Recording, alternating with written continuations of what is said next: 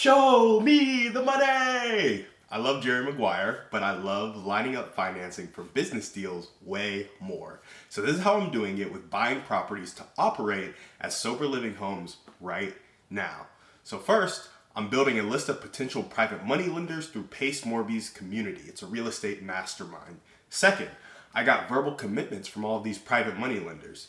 Third, I presented underwritten deals and said, hey, are you ready to pull the trigger? This will solidify the commitments from them. Fourth, I'm building business credit so that I can close on my own. And fifth, whichever happens first, I form a separate entity with the relevant partners. Sixth, I close the deal. And this is how I get people to show me the money. And so I really do that with business credit, personal, other people's money. It's business credit from banks, and it's money from private money lenders. So the first thing I really want to go through is business credit. What are some of the things you have to do? And it's really paperwork, honestly. That's the majority of getting business credit, but what's some of that paperwork?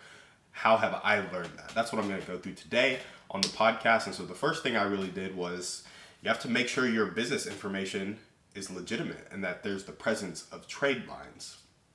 I haven't gotten to the trade lines part of it yet because I really just spent the past week making sure my business information is legitimate.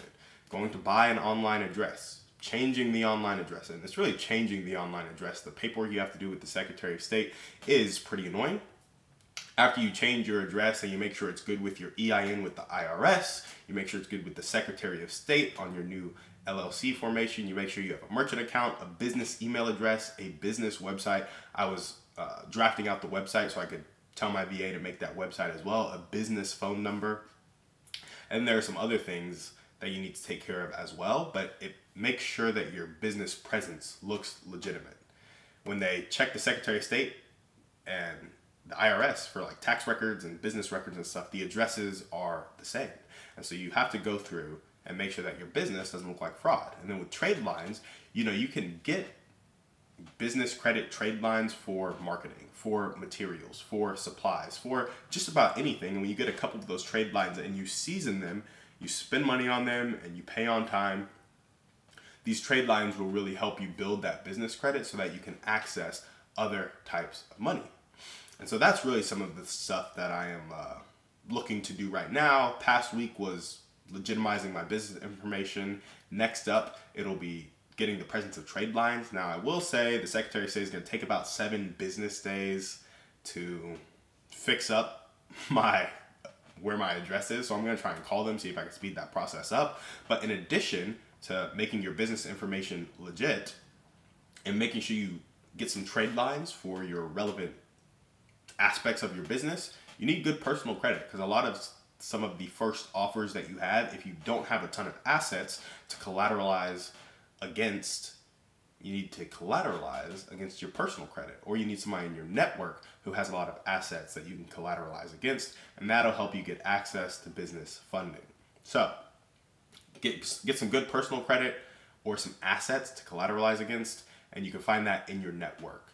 And if you're confused about any of this, check out Credit Suite and Ty Crandall's podcast. I don't remember the name of the podcast, but Ty Crandall is the CEO of Credit Suite, and it's a really affordable way. It sounds like I'm an affiliate for this, but I am not. I could be, but I just chose not to be because, honestly, I don't have enough traffic coming to this podcast. So if it helps out 1 or 2 people, that's great. But as of right now, it wouldn't make sense to be an affiliate. It would just divert my focus from sober living. But he has a couple podcasts that really helped me out. There was a 2-hour one that happened in maybe one of the most recent 15 episodes, and that was pivotal in convincing me to take the leap with them, because then I went on their website and it was only $4.79 a month. And of course, I'm using community investing. Everybody in the LLC is popping in $200 a month into the LLC for the purposes of furthering the LLC. And because of that, we can afford the business credit coaching and to do the business phone number and to do the business address and the website and the email and all of that. And it's all kind of sized up now. We just have to make sure that the address is up to date with the Secretary of State, up to date with the IRS. Just have to call the IRS, and then I'll start getting the financing for the business done in their portal, which will then help me apply for business credit. Now, You're understanding how I'm going about building my business credit. If you don't, check out Ty Crandall, Credit Suite. Why the separate entity for the relevant parties?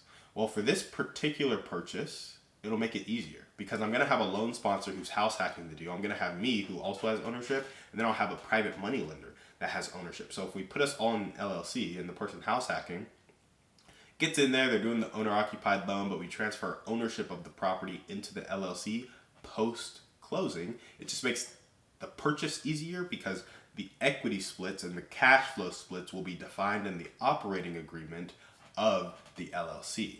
I think it's really, really easy when money's involved to have arguments. And so when we have a clear operating agreement that everybody agrees on and everybody signs on, and it's like, hey, here are the various scenarios that could happen, and here's how we'll deal with those scenarios, and here's what our reserves are for, and here's what our ideal reserves are, what we're building our reserves to, all of this stuff, it will help us avoid arguments. So really, a separate entity for the relevant parties just to make things clear. Here's how the profit's being split. Here's how the cash flow's being split. Here's how the equity's being split. Here's how we'll handle various situations, and that will help us have a smooth and easy purchase and operation. Now, when you're going to pitch for verbal commitments, how do you do that? Because we've gone over business credit, we've gone over why we're doing the separate entity, but you're talking to people and you're getting verbal commitments from them, and then you're presenting them deals that firm up those commitments. So when you're in the firming up those commitments part, what does it look like? Well, when you're underwriting, you need to highlight a few things, and it's really questions about how is their money safe? When will they get their money back? What are the risks? What's their return? How are you bridging the experience gap? Because that's an inherent risk if you don't have experience. And it's very important that you do one thing. But before that, I'm going to go through these questions for sober living. So when I'm pitching for verbal commitments and I'm presenting deals, I go underwrite a deal. I'm like, hey, we're going to buy it for this much, which means the 5% down payment is this. The closing cost is probably going to be another 3%. So we have 8% of the capital right there. We want 6 months of the mortgage reserve, which is looking like $24,000 to $30,000, maybe $38,000 for some of these properties. So you got 8% plus $38,000 plus $15,000 for furnishing and marketing. So for a lot of these properties, like what's a $900,000 property, I think we were landing around needing about $120,000, $130,000. So how is their money safe? Well, it's tied to the asset. And in the LLC, we all have ownership. And not only is it tied to the asset, but the asset has a mortgage on it.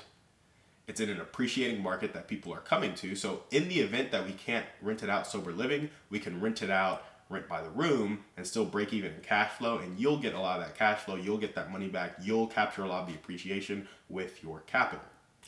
When will you get your money back? That's a bit harder in my circumstance because it's a 3 to 5 year hold period, if not 5 to 10 year hold period. Because really the only way they're going to get their money back is through profit share, revenue share, and then a refinance to get their base capital back. And that refinance, we have to give the property time to appreciate.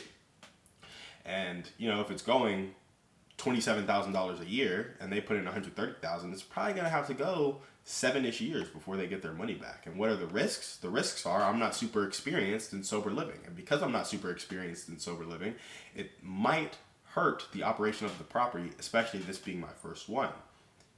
That's the experience gap that I was talking about. Additional risks are the tenant base. So you have the experience gap, and you have the tenant base. These aren't the... I don't really like this because I've talked to some people in sober living and they're not really low quality people, but sober living isn't the highest, it doesn't attract the highest quality tenant. You have some people who are going through some stuff in life and they need help reintegrating back into society, and that can come with problems that some investors aren't willing to deal with. What's their return? That varies based on the profit split. But how I've underwritten some of it, people would be doubling their money in 5 years for one deal if they sign on the loan and bring the capital. But if they just bring the capital, it's probably going to end up being about a 12% return, 8% return annually, somewhere in that range. And it varies based on the profits. Now, how am I bridging the experience gap?